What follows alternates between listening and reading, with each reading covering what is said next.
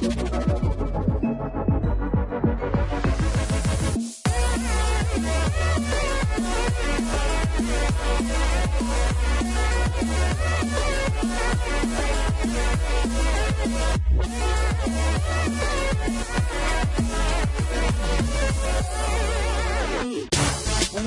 to episode 7 of Cartoon Fight Club. We have a lot of things planned for tonight's episode because tonight is Cartoon Fight Club's Mystery Round. This is going to be a totally different episode of Cartoon Fight Club. Instead of having your average fight to the death, this time we are going to spice things up.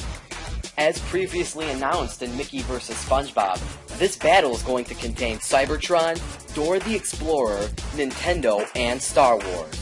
Now, I know what you're thinking, what do all 4 of these things possibly have in common? And I'm going to share that with you right now. Now, I'll start off by saying that this match is going to take place on Cybertron. Don't worry though, this is the golden age of Cybertron, long before the Autobot and Decepticon war started, so things are going to be fairly peaceful for the match. Now, how does Dora the Explorer get involved with this? Dora the Explorer is the target that the 2 fighters are going to hunt down for. The first one to kill this chubby Mexican girl is the winner of tonight's Cartoon Fight Club episode. But now, most importantly, who are the fighters? Or should I say, who are the hunters? These 2 hunters were highly requested by good Cartoon Fight Club fans. That is the main and only reason why I am doing this episode. Tonight's episode is going to feature a hunting competition between 2 of the universe's best bounty hunters, Boba Fett and Samus Aran. Because many other YouTube channels have discussed who would win in a fight to the death, I wanted to make my episode totally different by answering the question, who is the better bounty hunter? The first person to kill Dora the Explorer wins this match. And now let's discuss Cartoon Fight Club's 7th round of fighters. Because this battle is going to be a bounty hunting competition, I will discuss each of the fighters' bounty hunting tactics and their bounty hunting capabilities in their warships. So let's start things off with Nintendo's very own Samus Aran.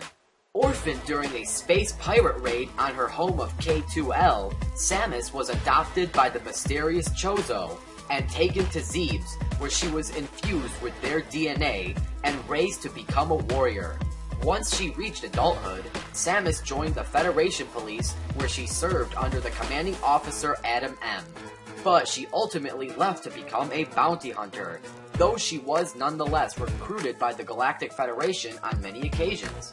Samus Aran's infusion with Chozo DNA, as well as her warrior training since her childhood, has turned Samus into a superior athlete. Her training began at the age of 3 and continued up until she was 14 years old. Samus's gunship is primarily used for rapid transport. The gunship can also be used as a base camp for Samus's ground-based mission. The ship has a versatile cockpit that features both a mobile energy recharge system and a microfactory for the production of ammunition. Samus's gunship can travel up to 1,500 miles per hour and has a hyperdrive. The hyperdrive mode is only used when away from a planet's atmosphere. Samus's ship is extremely fast and can fire yellow gamma bursts. The only negative thing about the ship is that it's not very durable and can be destroyed fairly easily. For example, on Samus's first mission to Zebes, she flies in there with her gunship, and after dealing with Mother Brain, she tries to escape the planet. During her escape, space pirates stage an ambush and Samus's gunship is shot down, crash landing her near the space pirate mothership. Samus is an excellent fighter and can take on the universe's most powerful foes. She is more of an upright, in-your-face style of fighter. That's because she has highly protective armor. Samus is more of a brute force hunter, unlike Boba Fett, who is more of a sneak attack hunter. Samus goes straight in for the kill. This is a great skill to have when fighting and hunting large beasts, but it does not always work out when tracking down smaller, weaker foes. Of course, this is Dora we're talking about, so any style of hunting is a good one. Now, let's shift things over to Boba Fett. Boba Fett was a Mandalorian warrior and bounty hunter. He was the only unaltered clone of the famed Jango Fett created in 32 BBY.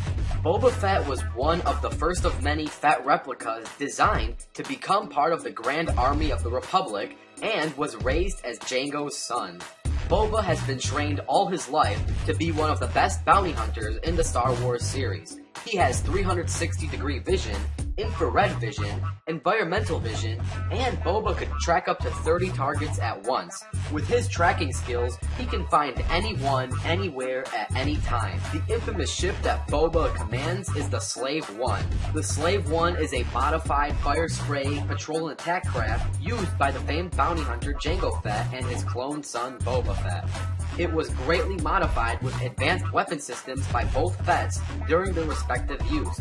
Like all fire sprays, Slave 1 sat flat on its bottom surface when idle, although during flight the ship is rotated 90 degrees to maneuver vertically. Boba later added a unique stabilization system, which always kept the cockpit oriented up. The Slave 1 is a well-armed starship, and to keep it from becoming obsolete, it was endlessly modified. The Slave 1 also possesses special dummy proton torpedoes, mounted with homing beacons and S-threat trackers. By tagging a ship with one of these beacons, Fett could then utilize his contraband HoloNet transceiver to track ships through hyperspace. Most of these weapons were hidden beneath the hull. The armor plating would slide away during the ship's attacks. The ship was also outfitted with a sensor array that could detect minute charges in the ship's mass, which could often be used to find and track down his targets. The Slave 1 can also reach speeds over 1,000 miles per hour and can carry up to 40 metric tons while doing so. This makes the Slave 1 an extremely powerful ship. Boba Fett has a jetpack that includes a targeting computer, flight gyros, and a missile. The Z6 fuel tank has held enough fuel for more than a minute of continuous operation and can reach speeds of 500 miles per hour. And now, let's get ready for the hunt. The hunt is going to take place on Cybertron, and there is no prep time. Let the hunting begin.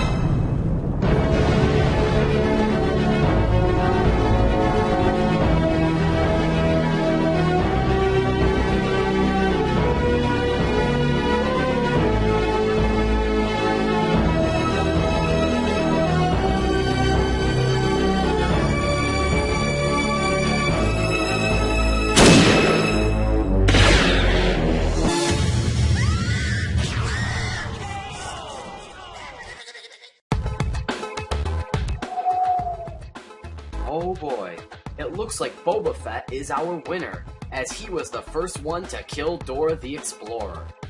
The main reason why Boba Fett was able to take this victory was because the Slave 1 is more capable of fighting and hunting than Samus's gunship. Boba Fett was also able to travel faster with his jetpack than Samus's average running speed.